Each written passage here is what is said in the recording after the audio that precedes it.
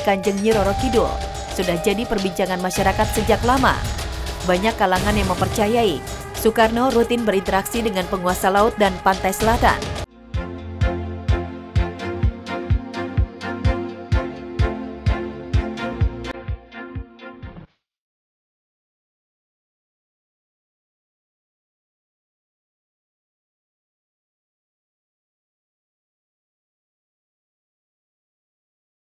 Kisah hubungan Kanjeng Ratu Kidul dan tokoh Nusantara yang jadi misteri. Kisah keberadaan Nyi Roro Kidul masih santer terdengar di tengah masyarakat. Makhluk gaib penguasa laut dan pantai selatan Pulau Jawa yang memiliki paras cantik itu diyakini oleh sejumlah kalangan memiliki kekuatan super dan kedekatan dengan tokoh-tokoh di negeri ini. Lantas siapa saja tokoh yang disebut-sebut memiliki hubungan dengan Nyi Roro Kidul?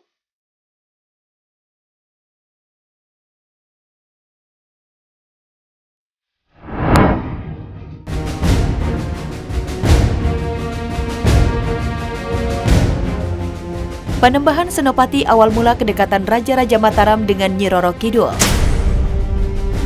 Awal mula Raja-Raja Mataram dikaitkan dengan Kanjeng Nyi Roro Kidul ketika raja pertamanya Panembahan Senopati menjalin hubungan dengan Ratu Kidul. Berdasarkan buku Babat Tanah Jawi, diceritakan kekaguman Kanjeng Ratu Kidul pada kekuatan doa yang dipanjatkan Panembahan Senopati kepada Yang Maha Kuasa saat berada di bibir samudera Yogyakarta. Dari kekagumannya, Nyi Roro Kidul kemudian menjalin hubungan dekat dengan Panembahan Senopati. Ratu Laut dan Pantai Selatan itu pun berjanji akan melindungi Panembahan Senopati beserta seluruh keturunannya dan Kerajaan Mataram saat mereka dalam kesulitan.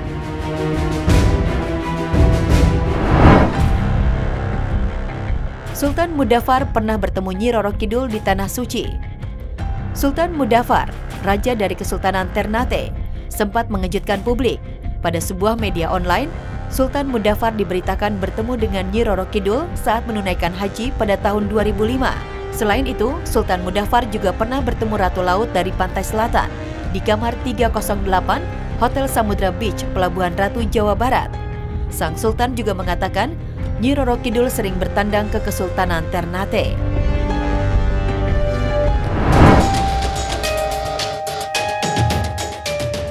Bung Karno memiliki tempat khusus bertemu dengan Nyi Roro Kidul.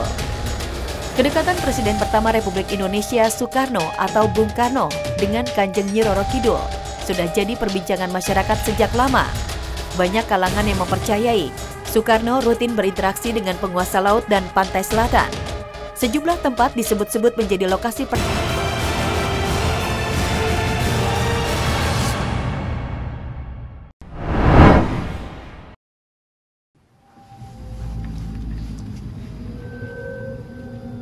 Dek, itu boneka dari siapa?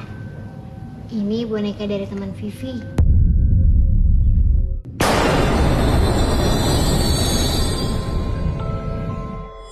boneka arwah bikin penasaran.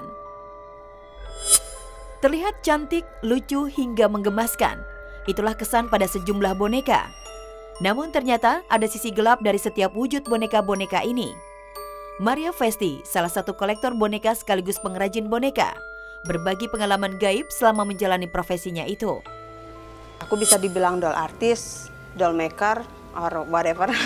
Jadi kadang-kadang ada klienku yang minta repair ini ya, makeover deh. Jadi ada look tape atau doll biasa pun ada gitu kan.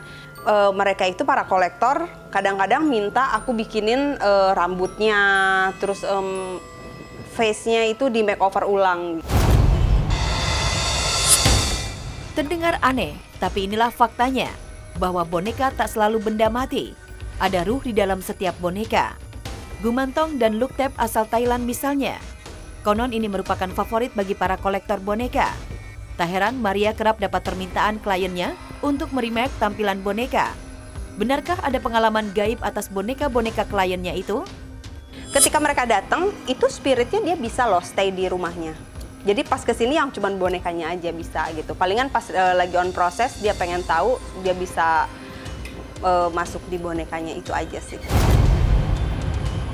Nah kalau untuk look tape sendiri atau gumantong itu, ketika kita mau membongkar rambutnya nggak mungkin kita langsung bongkar aja. Otomatis kan kita ada kayak apa, minta izin dulu. Saya ya mencoba untuk menghormati aja gitu kan. Jadi palingan saya kasih dupa. Ya, nah, kadang-kadang itu tuh iseng, yang diisengin itu adalah sekitar saya. Itu yang satu rumah sama saya itu kayak dipanggil mama, mama. Dikenal punya kekuatan atas arwah anak kecil yang dipercaya telah diberkati oleh malaikat. Gumantong dan Luktep punya perbedaan yang cukup signifikan. Gumantong Golden Face Boy. Jadi Gumantong ini merupakan lokrok, yaitu janin yang diaborsi. Biasanya usianya sekitar 7 bulan. Jadi di sini ada golden face, itu artinya wajahnya dia masih bersih ya. Wajah dan jiwanya dia masih bersih karena dia belum memiliki dosa. Dan ini merupakan kata atau bacaan doa yang akhirnya ditatokan ke tubuhnya, harapan-harapannya dia. Nah, kalau ini merupakan Luktep. Luktep ini adalah boneka arwah versi Thailand. Perbedaannya dengan boneka arwah di Indonesia, kalau dari Thailand Luktep itu ada tatonya. Tato ini merupakan ciri dan juga doa dari blessing dari lersi atau biksu yang memblessing dia. Tak sembarangan orang bisa memiliki boneka arwah ini. Lantas bagaimana dengan boneka yang dibuat berdasarkan imajinasi sang pengrajin? Benarkah ada roh yang datang tanpa diundang sekedar memberitahu keberadaannya? Saya juga pengen bikin yang temanya beneran budaya Indonesia banget. Jarang ada porcelain doll dengan balutan tradisional Indonesia ya. Jadi ini saya bikin itu series Nyai lah. Ini terinspirasi dari Nyi Blorong. Ya, Nyi Blorong ini ada ulernya gitu kan, merah, sama ada kristal-kristal merah. Beberapa hari setelah boneka ini jadi gitu kan, itu kebetulan waktu malam-malam saya lewat ruangan doll saya gitu kan. Jadi ada tiba-tiba kayak ada suara ombak. Meski sulit dipercaya, namun tak dipungkiri jika boneka dalam berbagai wujud cukup berpotensi jadi boneka yang punya isi. Terlebih jika si pemilik memperlakukan boneka layaknya makhluk hidup. Benarkah boneka yang notabene-nya benda mati benar-benar bisa diisi oleh ruh? Ada orang yang berpendapat dia itu bisa mengisi ruh di dalam boneka. Bahkan bisa menyampaikan kepada orang yang sudah wasilah menjadi orang meninggal. Itu adalah tidak benar. Maka ajaran-ajaran seperti ini kita harus hindari, akan melemahkan akidah kita. Dalam ajaran Islam kita sangat dilarang untuk minta pertolongan dari seperti boneka, benda-benda yang lain. Karena itu hukum Islam mengatakan orang itu musyrik.